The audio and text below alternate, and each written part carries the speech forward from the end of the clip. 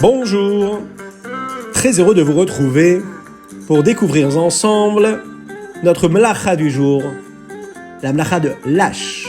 Lâche qui veut dire pétrir, mélanger des particules solides à du liquide pour former une substance solide ou bien une pâte. Eh oui, cela nous arrive.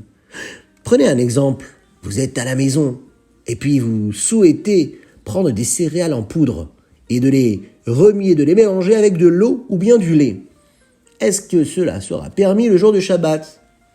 Alors, il y a différentes définitions. Si c'est pour en faire un mélange épais, c'est interdit d'après la Torah. Si c'est pour en faire un mélange mou, c'est interdit par les Chachamim. Mais si c'est pour en faire une bouillie pour un enfant et qui pourra être malaxée ensuite, eh bien, si l'on change le mode habituel de préparation, la Torah nous permettra de l'effectuer. Mélanger de la terre ou du sable à de l'eau. Vous savez, on est au parc en bas de la maison et il y a un petit seau d'eau et on souhaite le verser sur le sable. Eh bien, selon certains décisionnaires, il est interdit de verser cette eau-là sur ce sable, encore moins de le mélanger. Eh oui, c'est une forme de substance solide qui se mélange à une substance liquide. Et puis, vous savez, il y a également la cuisson de liquide. Faire cuire quelque chose de liquide. Alors là, on va voir, il y a différents degrés. Le premier degré, c'est un ustensile chaud qui est au premier degré, c'est-à-dire qui est ou bien était directement sur le feu. Et lui, il cuit tous les aliments à une température minimale de 45 degrés. Oh, ça a l'air compliqué, mais vous allez voir, vous allez devenir des experts du Shabbat. Il y a également le second degré. C'est un ustensile chaud dans lequel on a versé un aliment à partir d'une casserole qui était sur le feu. Là aussi, qui cuit la plupart des aliments à 45 degrés. Et puis on a le troisième degré. Vous savez, c'est un ustensile chaud dans lequel on a transvasé des aliments qui avaient d'abord été versés dans un premier récipient. Et là, ça ne cuit que des aliments qui cuisent facilement, mais encore une fois à 45 degrés. Voilà les différentes façons de faire cuire un aliment et de définir la chaleur de ces aliments. Eh bien, on ne peut pas faire cuire sur des ustensiles chauffés par le soleil, par exemple, parce qu'on en viendrait à cuire dans des ustensiles chauffés par le feu. Mais par contre, avec le soleil, on a le droit, par exemple, de faire cuire un aliment en l'exposant directement au soleil, mais non pas sur un ustensile qui serait posé au contact du rayonnement et de la chaleur du soleil. C'est intéressant. Mais il y a encore autre chose. Prenez un exemple. Mettre un couvercle sur une casserole qui est sur le feu et qui contient un aliment qui n'est pas entièrement cuit. Est-ce que c'est permis le jour de Shabbat? Eh bien, c'est interdit. Oh! Cela ressemble à une mélacha qui s'appelle offer, cuire, modifier l'état physique d'une substance en la chauffant. J'ai transformé l'aliment. Eh oui, quand je mets un couvercle sur la casserole, eh bien, s'il y a un aliment dans cette casserole et qui n'était pas cuit, cela va poser problème puisque ça va lui permettre de cuire de manière beaucoup plus forte et beaucoup plus puissante. Ah, il y a aussi un interdit rabbinique, vous savez, remuer un aliment cuit qui se trouve sur le feu. Pendant Shabbat, c'est interdit. Il y a parfois des choses permises. On a le droit, par exemple, de réchauffer des aliments solides déjà cuits en les mettant sur le couvercle d'une casserole pour que cela n'apparaisse pas comme une cuisson. Mais par exemple, si on ne recouvre pas le feu et les boutons d'une cuisinière, eh bien, on risque de modifier l'intensité du feu qu'il y a sur cette gazinière ou sur cette plaque électrique qui est censée faire réchauffer les plats. Alors faire bien attention à bien cacher et recouvrir ces petits boutons avant Shabbat.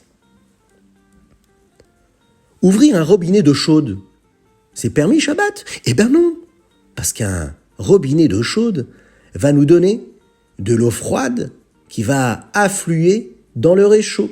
Et puis, qu'est-ce que l'on aura fait? On aura réchauffé cette eau qui était à la base de l'eau froide. C'est donc interdit Shabbat. Et puis, des aliments solides chauds qui vont cuire des légumes crus, par exemple.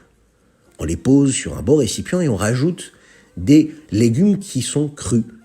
Et le plat principal, c'était un plat qui était déjà cuit, chaud. Et qui lui est chaud au 3e degré, comme on en a parlé déjà juste avant, eh bien c'est interdit, puisque ça va faire cuire les aliments qui n'étaient pas déjà cuits. Ah, il y a encore d'autres choses à laquelle il faut faire attention. Faire fondre des bougies Shabbat, c'est permis? Eh ben non, c'est interdit. Il faut faire très attention à tout cela. Comme par exemple, faire réchauffer de la nourriture sur un radiateur, qui est très très chaud par exemple. S'il est chaud à 45 degrés, c'est interdit de poser une casserole sur ce radiateur. Eh oui, mais vous savez, 45 degrés, si vous voulez avoir un petit repère, c'est suffisamment chaud pour brûler la main. Attention de jamais mettre sa main sur un radiateur aussi puissant que cela. Comment préparer maintenant du thé le Shabbat sans le faire cuire? Ah, c'est compliqué cela. Eh bien, une des solutions, c'est tout simplement de faire bouillir le thé avant Shabbat. Et de cette façon-là, eh bien, tout simplement, il ne cuira pas pendant Shabbat. Ah, vous savez, on peut aussi garder bien chaud cette essence de thé que l'on a préparée avant Shabbat. On la met dans un thermos, par exemple, et puis on verse le thé dans un verre, on verse l'eau chaude dans le verre, et puis on aura juste à remuer tranquillement ensuite, mais faire bien attention, attention, que l'eau sera versée d'abord, l'eau chaude bien brûlante, dans un verre, et puis ensuite rajouter ce liquide de thé que l'on aura préparé avant le Shabbat. Vous voyez, il y a des solutions à tout.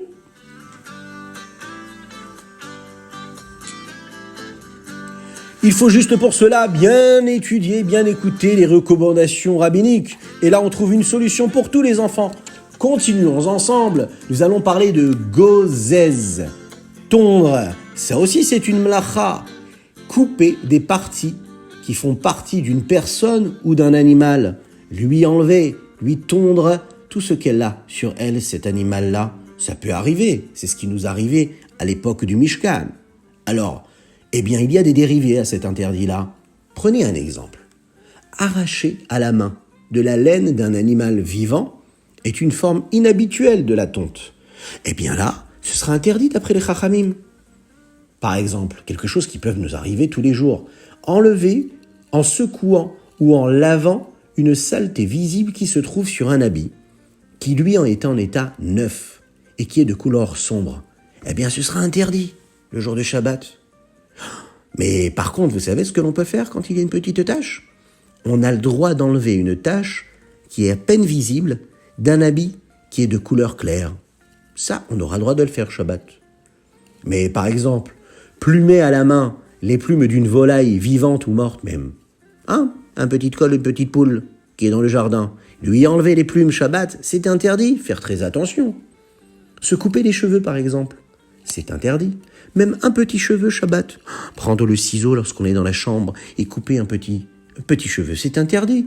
S'arracher des poils, c'est interdit. Se peigner, par exemple. Se brosser les cheveux lorsqu'on est certain qu'on va arracher des cheveux. Alors ça, c'est les chachamim qui nous l'interdisent, parce que c'est ce qu'on appelle, on en a déjà parlé, psik reisha. Une brosse au poil très très très très doux, par contre, qui sera là, qui n'arrachera jamais les cheveux. Alors là, on aura droit de l'utiliser. Ah oui, et d'ailleurs, vous savez que les enfants, il y a même des brosses spéciales pour Shabbat. Mais il y a d'autres choses à laquelle il faut faire attention.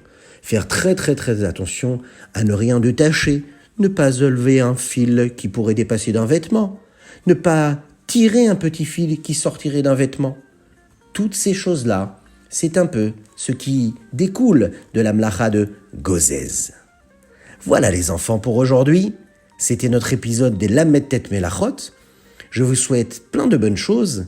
On dédicace cet épisode pour la Refoua Shelema de Sima Bat Esther Golda. Une belle Refoua Shelema, une belle réussite.